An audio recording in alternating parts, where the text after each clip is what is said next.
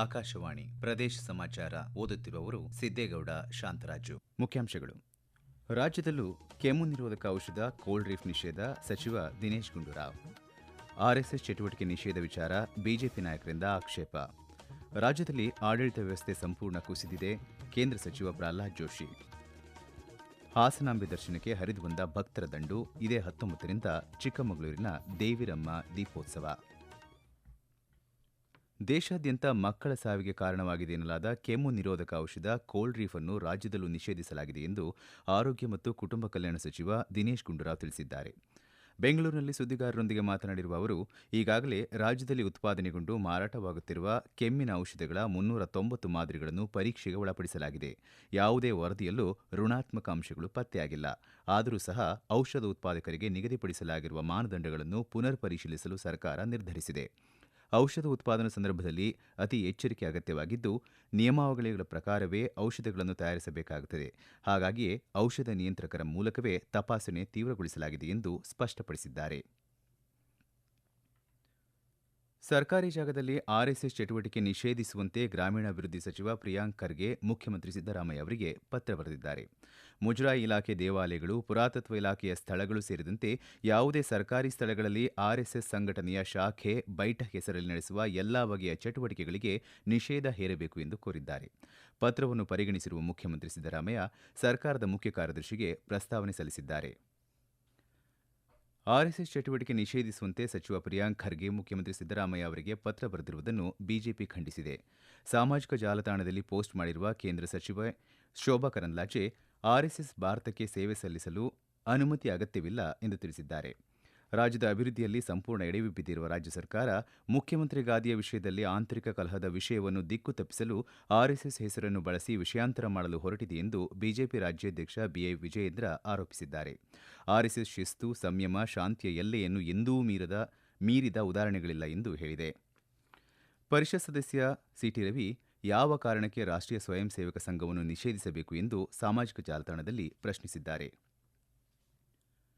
ಕಾಂಗ್ರೆಸ್ ಪಕ್ಷದಲ್ಲಿನ ಗೊಂದಲದಿಂದ ರಾಜ್ಯದಲ್ಲಿ ಆಡಳಿತ ವ್ಯವಸ್ಥೆ ಸಂಪೂರ್ಣ ಕುಸಿದಿದೆ ಎಂದು ಕೇಂದ್ರ ಸಚಿವ ಪ್ರಹ್ಲಾದ್ ಜೋಶಿ ಆರೋಪಿಸಿದ್ದಾರೆ. ಹುಬ್ಬಳ್ಳಿಯಲ್ಲಿಂದು ಸುದ್ದಿಗಾರರೊಂದಿಗೆ ಮಾತನಾಡಿದ ಅವರು, ಸಚಿವ ಸಂಪುಟದಲ್ಲಿ ಸ್ಥಾನ ಪಡೆಯಲು ಹಾಗೂ ಇದ್ದ ಸ್ಥಾನ ಉಳಿಸಿಕೊಳ್ಳಲು ಕಾಂಗ್ರೆಸ್ ಶಾಸಕರು ಮತ್ತು ಸಚಿವರು ಕಿತ್ತಾಡುತ್ತಿದ್ದಾರೆ ಎಂದು ದೂರಿದ್ದಾರೆ. ಪೊಲೀಸ್ ಇಲಾಖೆಯಲ್ಲಿ ಭ್ರಷ್ಟಾಚಾರ ಮಿತಿ ಮೀರಿದ್ದು, ಕಾನೂನು ಸುವ್ಯವಸ್ಥೆ ಸಂಪೂರ್ಣ ಹಳಿ ತಪ್ಪಿದೆ ಎಂದು ಕಳವಳ ವ್ಯಕ್ತಪಡಿಸಿದ್ದಾರೆ. ಕಾಂಗ್ರೆಸ್ನಲ್ಲಿ ಬಹಳಷ್ಟು ಗೊಂದಲ ಇದೆ. ನಾನು ಅದನ್ನ ಆರಂಭಕ್ಕೆ ಹೇಳಿದ್ದೆ ನಿಮ್ಗೆ. ಕ್ಯಾಬಿನೆಟ್ದಲ್ಲಿ ಒಬ್ಬರಿಗೊಬ್ಬರು ಬಡದಾಡುವಂಥ ಸ್ಥಿತಿಗೆ ಬಂದದ. ಕೆಲವು ಸತ್ಯ ಮುಖ್ಯಮಂತ್ರಿ, ಕೆಲವು ಸತ್ಯ ಉಪಮುಖ್ಯಮಂತ್ರಿ ಕೈ ಮೇಲಾಗುವ ರೀತಿಯಲ್ಲಿ ಯಾರ ಕೈ ಮೇಲೂ ಅಂತ ತೋರಿಸ್ಲಿಕ್ಕೆ ಇದೆಲ್ಲ ಡ್ರಾಮಾಬಾಜಿ ನಡೆದಿದೆ. ಇದೇ ವೇಳೆ ಉಪಮುಖ್ಯಮಂತ್ರಿ ಡಿಕೆ ಶಿವಕುಮಾರ್ ಕರಿ ಟೋಪಿ ಎಂದು ಆರ್ಎಸ್ಎಸ್ ಬಗ್ಗೆ ಮಾತನಾಡಿದ್ದು ಖಂಡನೀಯ ಎಂದು ಅವರು ಪ್ರತಿಕ್ರಿಯಿಸಿದ್ದಾರೆ. ಜಗತ್ತಿನ ಅತ್ಯಂತ ದೊಡ್ಡ ಸ್ವಯಂ ಸೇವಕರ ಪಡೆ ಹೊಂದಿರುವ ಆರ್ಎಸ್ಎಸ್ ನಿಷೇಧಕ್ಕೆ ಸಚಿವ ಪ್ರಿಯಾಂಕ್ ಖರ್ಗೆ ಕರೆ ನೀಡಿರುವುದು ಬೌದ್ಧಿಕ ದಾರಿದ್ರ್ಯತನ ತೋರಿಸುತ್ತದೆ ಎಂದು ಶಾಸಕ ಬಸವನಗೌಡ ಪಾಟೀಲ್ ಯತ್ನಾಳ್ ಅಸಮಾಧಾನ ವ್ಯಕ್ತಪಡಿಸಿದ್ದಾರೆ. ಪ್ರಕೃತಿ ವಿಕೋಪ, ರೈಲು ದುರಂತ, ಕೋವಿಡ್, ಅಪಘಾತಗಳು, ಭೂಕಂಪ ನೆರೆಯಾದಾಗ ನೊಂದವರಿಗೆ ಮೊದಲು ಆಸರೆಯಾಗುವುದು ರಾಷ್ಟ್ರೀಯ ಸ್ವಯಂ ಸೇವಕ ಸಂಘದ ಸ್ವಯಂ ಸೇವಕರು. ಸೇವಾ ತತ್ಪರತೆ, ಸಮಾಜ ಸೇವೆ, ರಾಷ್ಟ್ರ ಪ್ರೇಮದ ಬಗ್ಗೆ ಜಾಗೃತಿ, ಶಿಸ್ತಿಗೆ ಮತ್ತೊಂದು ಹೆಸರೇ ರಾಷ್ಟ್ರೀಯ ಸ್ವಯಂ ಸೇವಕ ಸಂಘ ಎಂದು ಹೇಳಿದ್ದಾರೆ.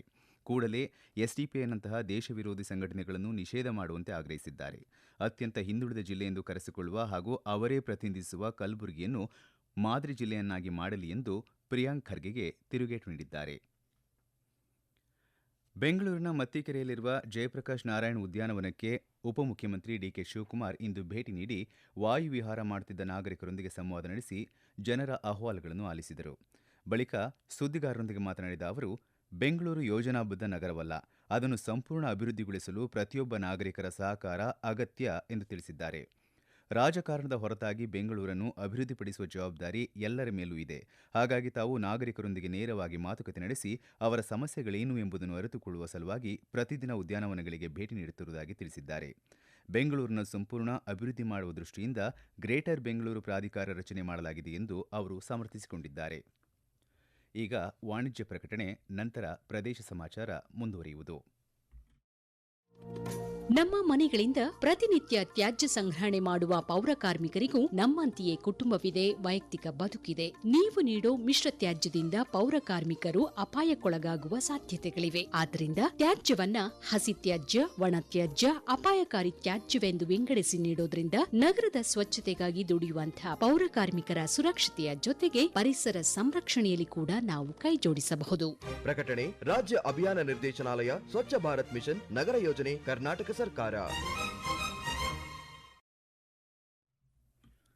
ಹಾಸನದಲ್ಲಿ ನಡೆಯುತ್ತಿರುವ ಹಾಸನಾಂಬ ಹಾಗೂ ಸಿದ್ದೇಶ್ವರ ಸ್ವಾಮಿ ಜಾತ್ರಾ ಮಹೋತ್ಸವಕ್ಕೆ ಭಾನುವಾರವಾದ ಇಂದು ರಜೆ ಹಿನ್ನೆಲೆಯಲ್ಲಿ ಭಾರೀ ಸಂಖ್ಯೆಯಲ್ಲಿ ಭಕ್ತರು ಆಗಮಿಸಿ ದೇವರ ದರ್ಶನ ಪಡೆದಿದ್ದಾರೆ. ಬೆಳಗ್ಗೆಯಿಂದಲೇ ಸರತಿ ಸಾಲಿನಲ್ಲಿ ನಿಂತು ಭಕ್ತರು ದೇವರ ದರ್ಶನ ಪಡೆದರು. ದರ್ಶನಕ್ಕೆ ಜಿಲ್ಲಾಡಳಿತ ಸಕಲ ಸಿದ್ಧತೆ ಮಾಡಿದ್ದು, ಜಿಲ್ಲಾ ಉಸ್ತುವಾರಿ ಸಚಿವರಾದ ಕೃಷ್ಣ ಬೈರೇಗೌಡ ಅವರು ಖುದ್ದು ದೇವಾಲಯದಲ್ಲಿ ಹಾಜರಿದ್ದು ಭಕ್ತರ ಸಮಸ್ಯೆಗಳನ್ನು ಆಲಿಸಿದರು. ಕೇವಲ 2 ದಿನಗಳಲ್ಲಿ ದೇವಾಲಯ 2,24,00,000 ರೂಪಾಯಿ ಆದಾಯ ದಾಖಲಿಸಿದೆ. ಭಾನುವಾರ ಬೆಳಗ್ಗೆ 8 ಗಂಟೆಯವರೆಗೆ 300 ವಿಶೇಷ ದರ್ಶನಗಳಲ್ಲಿ ಒಟ್ಟು 27,759 ಟಿಕೆಟ್ಗಳು ಮಾರಾಟವಾಗಿವೆ. ಅದೇ ರೀತಿ 1,000 ವಿಶೇಷ ದರ್ಶನದಲ್ಲಿ ಒಟ್ಟು 12,396 ಟಿಕೆಟ್ಗಳು ಮಾರಾಟವಾಗಿವೆ.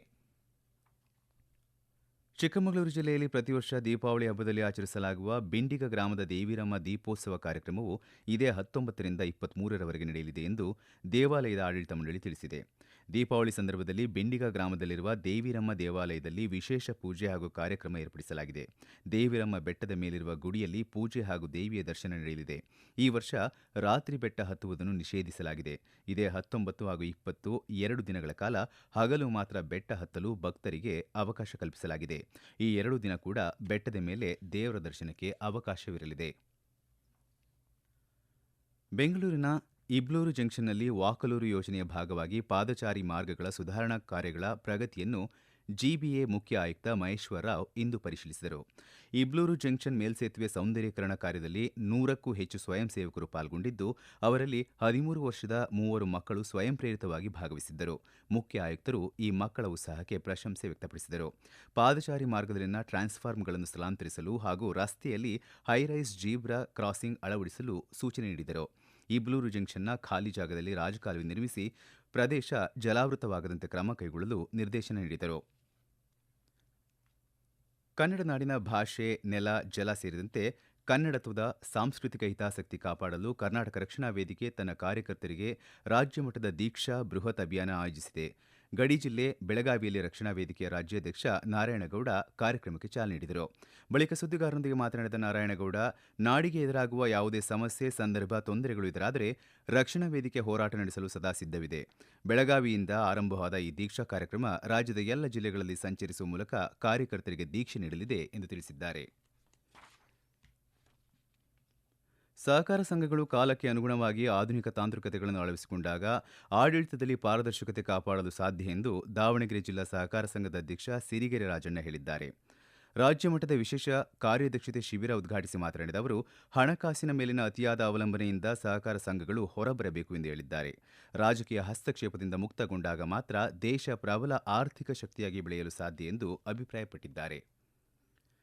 ಖ್ಯಾತ ಸಾಹಿತಿ ಕಡಲತಡಿಯ ಭಾರ್ಗವ ಕೋಟ ಶಿವರಾಮ ಕಾರಂತರ ಹುಟ್ಟು ಹಬ್ಬದ ಅಂಗವಾಗಿ ಕಲ್ಕೂರ ಪ್ರತಿಷ್ಠಾನದಿಂದ ನೀಡಲಾಗುವ 2025ನೇ ಸಾಲಿನ ಕಾರಂತ ಪ್ರಶಸ್ತಿಯನ್ನು ಕರ್ನಾಟಕ ವಿಧಾನ ಪರಿಷತ್ ಸಭಾಪತಿ ಬಸವರಾಜ ಹೊರಟ್ಟಿ ಅವರಿಗೆ ನೀಡಲಾಗುವುದು ಎಂದು ಕಲ್ಕೂರ ಪ್ರತಿಷ್ಠಾನದ ಅಧ್ಯಕ್ಷ ಎಸ್ ಪ್ರದೀಪ್ ಕುಮಾರ್ ಕಲ್ಕೂರ ತಿಳಿಸಿದ್ದಾರೆ.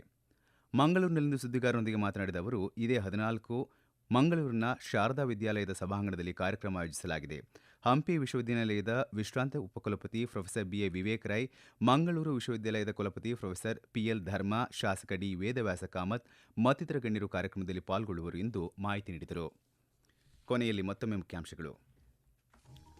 ರಾಜ್ಯದಲ್ಲೂ ಕೆಮ್ಮು ನಿರೋಧಕ ಔಷಧ ಕೋಲ್ಡ್ ನಿಷೇಧ, ಸಚಿವ ದಿನೇಶ್ ಗುಂಡೂರಾವ್. ಆರ್ಎಸ್ಎಸ್ ಚಟುವಟಿಕೆ ನಿಷೇಧ ವಿಚಾರ ಬಿಜೆಪಿ ನಾಯಕರಿಂದ ಆಕ್ಷೇಪ.